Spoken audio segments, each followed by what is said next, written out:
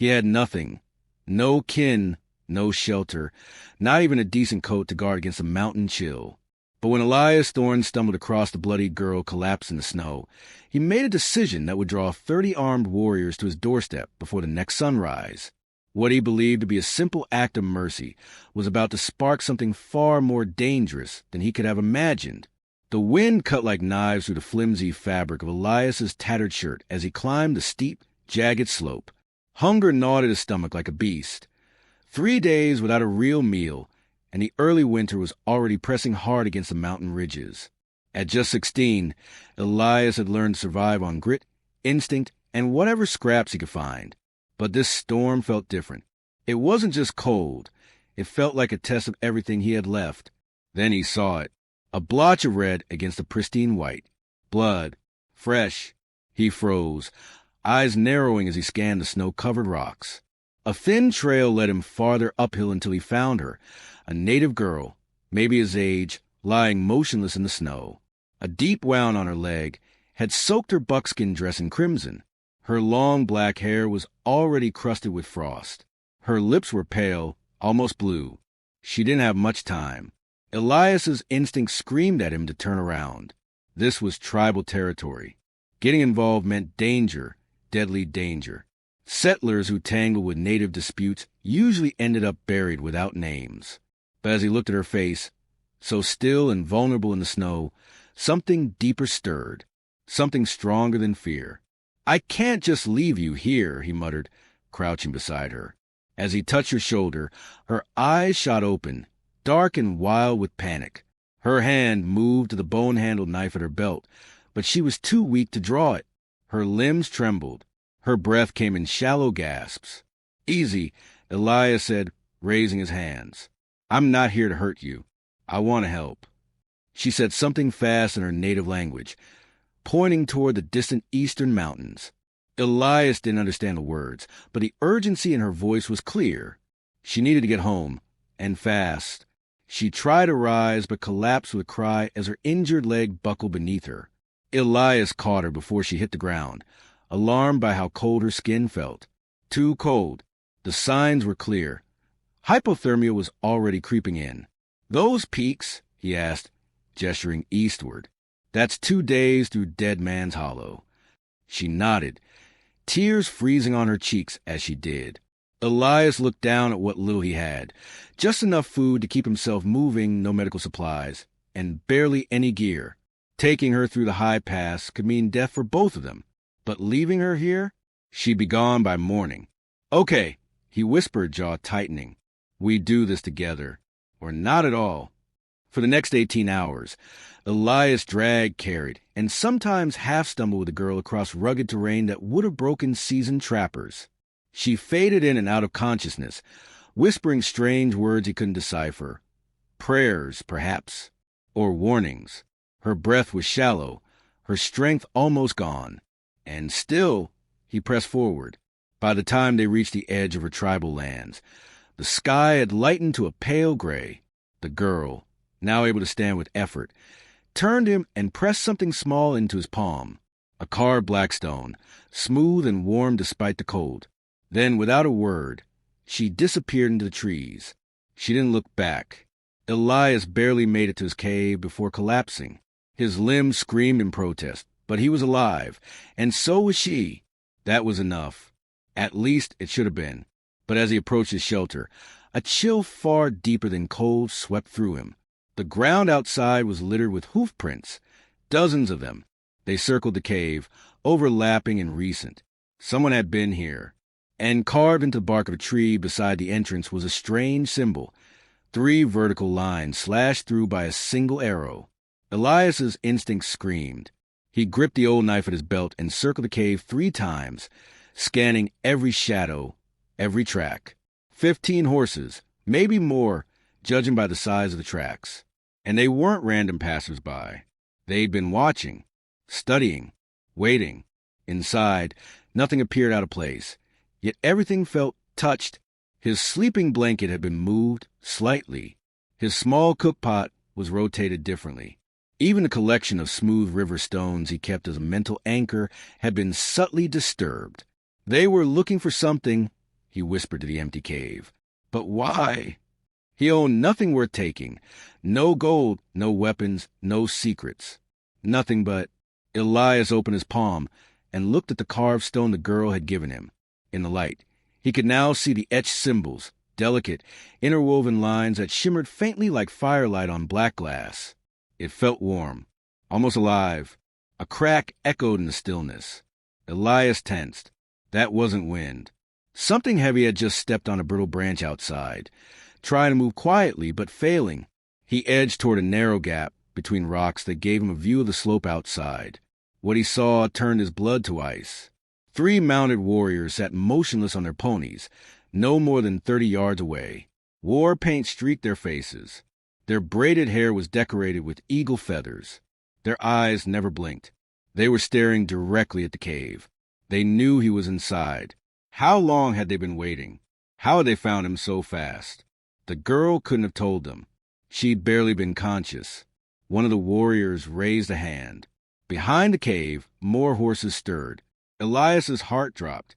They had him surrounded. The lead rider slid from his horse with slow, deliberate movements. One hand rested on the curved head of a tomahawk, its blade stained dark. When he finally spoke, his voice carried with unsettling clarity through the mountain air. "Boy, the one who helped our daughter. We know you're there." Elias's throat tightened. Daughter. The girl. She wasn't just anyone. She was someone important. "Come out. We need to speak." Every fiber of Elias's being screamed danger. He'd heard the stories. Settlers who got tangled in tribal matters didn't live long enough to regret it. But he was trapped. There was no running, no hiding. Winter was closing in, and the mountains offered no mercy. The warrior's tone grew sharper. "You hold something that belongs to us."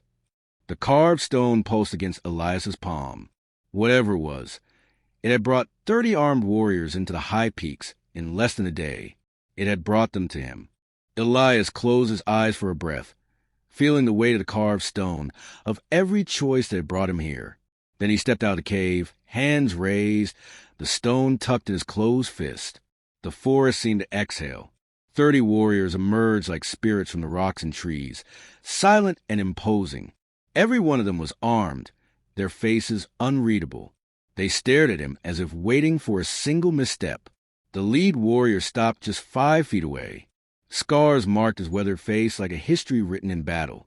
This was no scout or hunter. This was a leader, a fighter. "I am Roken," the man said in calm, deliberate English. "The girl you save, her name is Sani.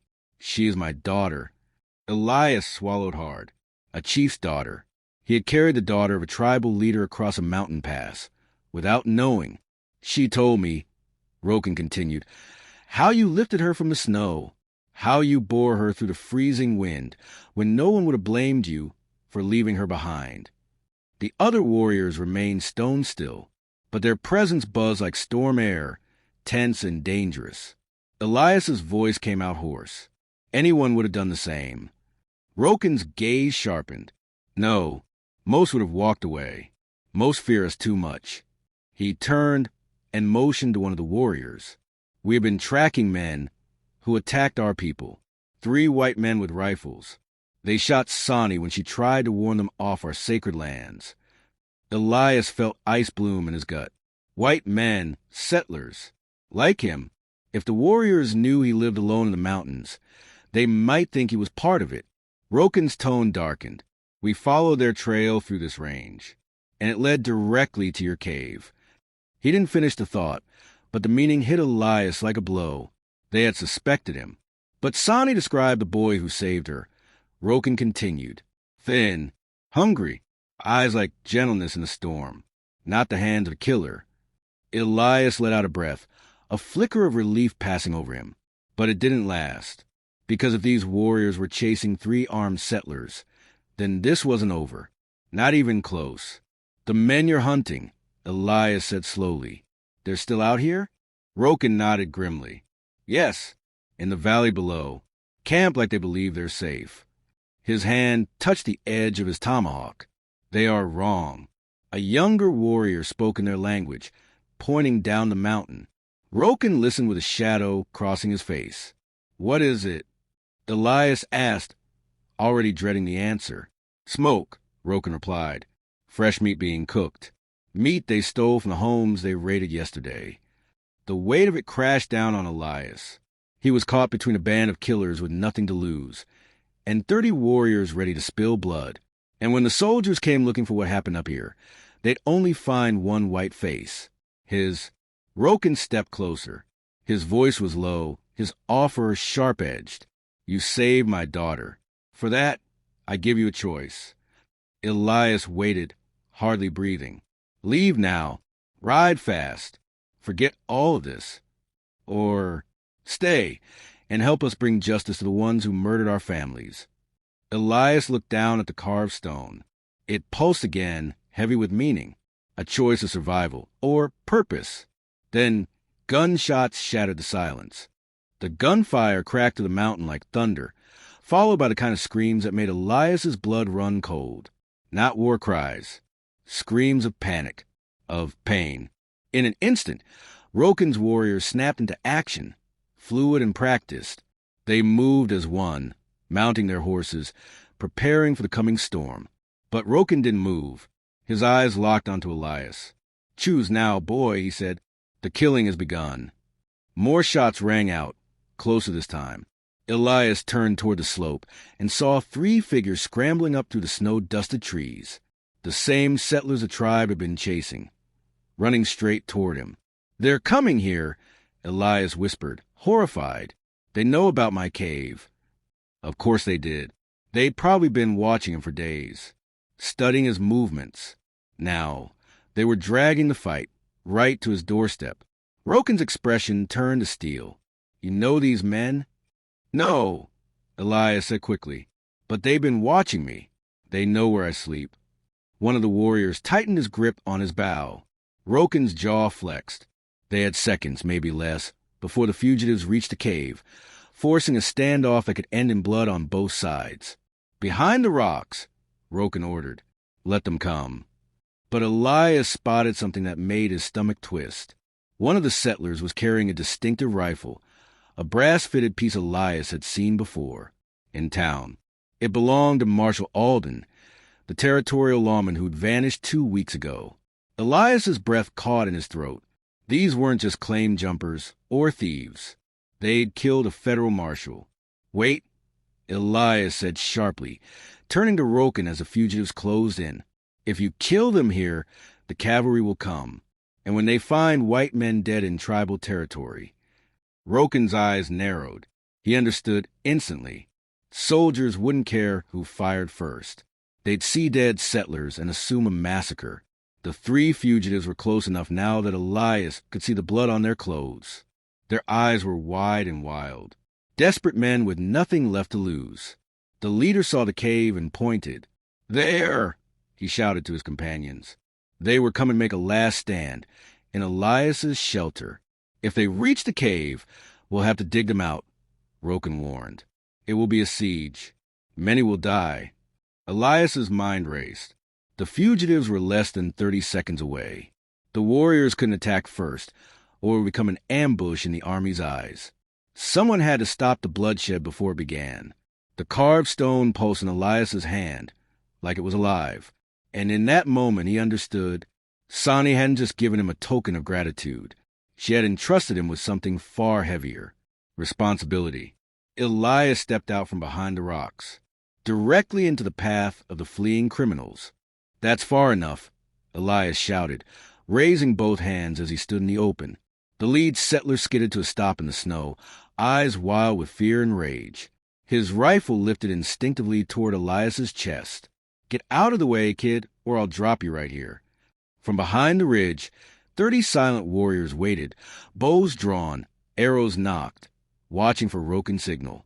One wrong word, one twitch, and it would all come undone. But instead of stepping aside, Elias did something no one expected. He sat down, right there in the snow, in the middle of the path, with a rifle aimed at him and 30 fighters in the shadows. He crossed his legs like he had all the time in the world. "What the hell are you doing?" The leader barked, the barrel of his gun wavering. He could sense danger, but not from Elias. From everywhere else. Waiting, Elias said calmly. Waiting for you to decide how you want to die. The man blinked. What? You shoot me. You won't have time to aim at anyone else. And what's coming next? Elias gave a small shake of his head. You're not ready for that. The other two men stumbled up beside the leader, panting, bloody, and terrified. They'd lost their horses. Their ammo belts hung nearly empty. One of them clutched a side wound. We just need to use the cave, the leader said, trying to sound reasonable now. Couple hours. That's all. That cave doesn't belong to me, Elias replied, pulling the carved stone from his pocket and holding it up. It belongs to the people whose land you're standing on. The moment they saw the black stone, their faces paled. They knew what it meant. You're with them? The second man gasped. I'm trying to keep you alive, Elias said quietly, which is more than you deserve after what you did to Marshal Alden. The leader's rifle snapped back up, aimed directly at Elias. How do you know about that? Because you're carrying his rifle, Elias said, not flinching. And you didn't even bother to clean the blood off your coat. The tension snapped tight. Behind the rocks, the warriors didn't move, but Elias could feel them, tense as coiled wire, ready to strike. I'll make this simple, Elias continued, voice even. Put your weapons down. Surrender to tribal justice. Or keep running and hope winter doesn't kill you first. The leader spat. Like hell. He took a step forward, and an arrow thudded into the snow 6 inches from his boot. Then another, and another, each one closer than the last. The criminals spun in all directions, trying to spot their attackers, but the woods offered only silence. Shadows. Eyes. Elias didn't move. There are 30 of them, he said casually. All around you. All armed. All angry. The truth hit like a hammer. The leader's bravado wavered. His companions began to shake. You led us into a trap, the third man snarled. You walked into one. Elias said, when you crossed sacred ground and spilled innocent blood. A fourth arrow hissed past the second man's ear, and he snapped. He dropped his rifle, falling to his knees, hands raised. I give up. I surrender. Please. But the leader wasn't done. His eyes were wild now, spinning with fear and fury. If I'm dying today, he growled, raising his rifle again, I'm taking you with me. The gunshot cracked, but Elias never felt the bullet, because Rokin's tomahawk hit the man's chest first. The settler collapsed without a sound, and just like that, it was over. The last echo of the gunshot faded into the pines, swallowed by the stillness of the mountains. The lead settler lay motionless in the snow, Rokin's tomahawk still buried in his chest. His blood pooled beneath him, steaming in the cold air. The other two men remained on their knees, silent, shaking, too terrified to speak. Elias sat there for another long moment, letting his breath catch up with his heartbeat. Then, slowly, the warriors emerged from the trees, one by one, silent as ghosts. 30 warriors in a half circle around the fallen men, faces unreadable, weapons still in hand. Rokin stepped forward and yanked the tomahawk free, with one smooth motion. He didn't look at the corpse. He looked at Elias. You did what none of us could have, the chief said quietly. You made them surrender without blood. Elias's throat was dry. Not all of them. Rokin's gaze dropped to the dead man. He chose his path. The others will stand trial. By our law. One of the younger warriors grabbed the 2 survivors by their arms and hauled them to their feet. Neither resisted. Another warrior offered Elias a hand, helping him stand. His legs trembled, not from fear, but from exhaustion, from the weight of what he'd just done. Sani stepped forward from behind the group. Her wound was still fresh, her face pale, but her eyes held something else now. Pride.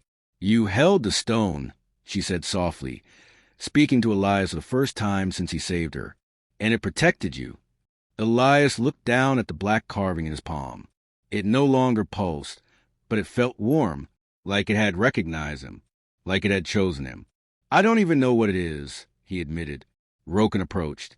The stone was carved generations ago by our elders. passed down only to those we trust beyond blood. But I'm not one of you, Elias said, confused. Not yet, Roken said. The words hung in the air like snowfall. Heavy, unexpected. Elias had never belonged anywhere. Not to a town, not to a family, not even to himself. And now, in the most unlikely place, in the heart of a frozen mountain, he was being offered something he'd never dared dream of. A place, a name, a future. Sani stepped closer and placed her hand over his, closing his fingers around the stone. Come back with us, she said. You're not alone anymore. The warriors began to move, guiding the prisoners toward the trail, preparing to descend the mountain before nightfall.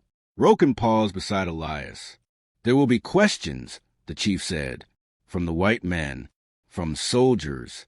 They will come searching for the ones who vanished here. Elias nodded. Let them come. He looked back at the cave, his old shelter, a hollow space that had once felt like safety. Now it felt like a tomb. He turned his back on it, without regret. As the group disappeared into trees, snow began to fall again, light and silent, dusting over the footprints and blood, erasing the last signs of the men who came here with greed in their hearts and left with justice at their heels. And at the center of it all walked a boy no one had ever noticed before. Now, he was walking into legend,